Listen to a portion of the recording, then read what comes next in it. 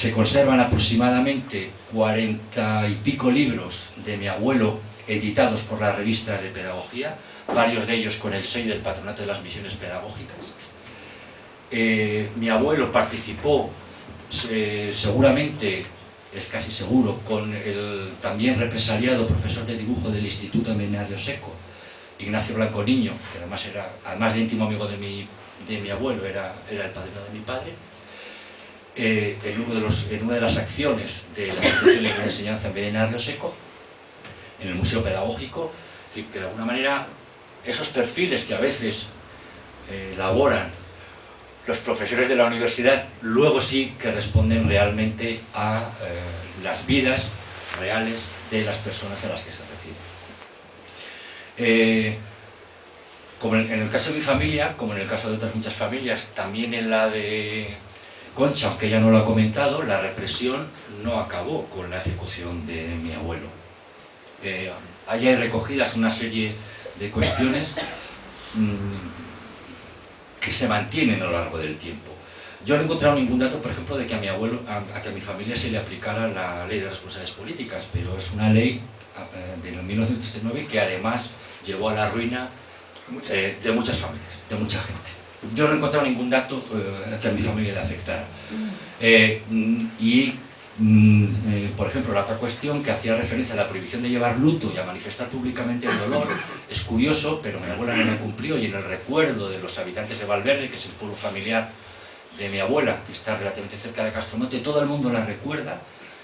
con un luto riguroso, de negro riguroso, incluso con un velo traslúcido que le cubría totalmente la cabeza y el rostro. Mi familia sufrió, como otras muchas familias, la requisa o el simple robo de bienes y de objetos personales, y como muchos funcionarios, que fueron no solo maestros, sino como muchos funcionarios, no pudieron acogerse ni a los derechos de pensiones, ni de orfandad, ni de viudedad. De hecho, mi abuela no lo consiguió hasta la ley de 1979, creo que es la del 79, que se lo reconoce. Tanto mis tías, Madalena y Asunción, como mi padre, los tres eran maestros, nunca pudieron disfrutar de ese privilegio que tenían los hijos de los maestros para poder tener la matrícula gratuita en la escuela normal. Bueno, así otra serie de elementos que mantienen esa represión en las familias durante mucho tiempo. Y de hecho, a Chusa en su momento se lo contaron, en las oposiciones a las que se presentó mi tía mayor, que es Madalena, creo que es en el año 44, tras aprobar el segundo y el primer y el segundo ejercicio, al presentarse al tercero, en el que está en el tribunal Rosario Pereda, falangista conocida y esposa de Anselmo de la Iglesia, natural de Castromonte, bueno, pues es suspendida en la oposición. Mi padre, que como digo también es maestro, a lo largo de su trayectoria profesional sufre 3 depuraciones o sanciones administrativas, una en 1958, otra aproximadamente hace 1970 y otra en el 75. En el contexto de una de ellas es llamado a inspección para echarle una gran reprimenda, y entre las cosas que le dicen, mi padre falleció en el año 78, entonces yo era muy pequeño, tenía 14 años, y la historia de mi abuelo y sobre su trayectoria profesional siempre es a través de los testimonios de mi madre. Mi madre recuerda cómo le dijeron: ojo, ten cuidado con lo que haces, acuérdate de lo que le pasó a tu padre, no vaya a ser que te pase a ti lo mismo. Mi madre no recuerda la frase textual, pero en 1970, largos, todavía se seguía utilizando la ejecución y la represión como un elemento más de, en este caso, generar miedo a mi padre, cosa que no consiguieron. Yo os digo, mi padre murió en el año 78, mi abuela en el 81, mi padre nos contó, le dio tiempo a contarnos muy poco, mi abuela nunca habló del tema, que muere cuando yo tengo 18 años, pero mis tías, mi tía Madalena y Asunción, sí hablaron. Y yo tengo una sensación muy ambigua con ellas, porque muchas de las cosas que sabemos ha sido a través de ellas, ¿no? Y porque vivían el recuerdo con pudor y con prevención, ¿no? Incluso cuando yo me fijé en la residencia aquí en Valladolid en el año 2005, que volví a empezar a preguntar, oye, pero contarme qué hay, qué no hay, mis tías eran muy poco propensas a hablar. De hecho, fueron de las primeras personas que acudieron a la Asociación de la Memoria Histórica a dar su testimonio, y yo me enteré de ello 2 años después. Chusa y Josema les entrevistaron en casa de mis tías, a las que yo iba prácticamente todos los días, y me enteré 5 años después que las habían estado entrevistando. Y no sé, es decir, yo... Y el otro elemento que yo en varias ocasiones se me preguntado, pero a ver, además de lo que conservó mi padre, no hay fotos, no hay documentos, no hay... La callada fue siempre por respuesta, las 2 ya fallecieron, han fallecido relativamente hace poco, y curiosamente, haciendo limpieza en la casa y ordenando papeles, aparecieron escondidos, guardados celosamente en 2 carpetas, en una caja, metidas en el fondo de un armario, fotografías de mi abuelo, documentos de mi abuelo, la famosa fotografía que ha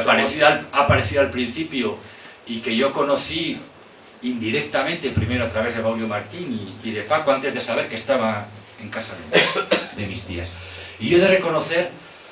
que, sobre todo el día que encontré esos documentos recogidos, me cabré en el fondo con mis tías, ¿no? Diciendo, pero bueno, también habéis contribuido vosotros un poco a enterrar la memoria, ¿no?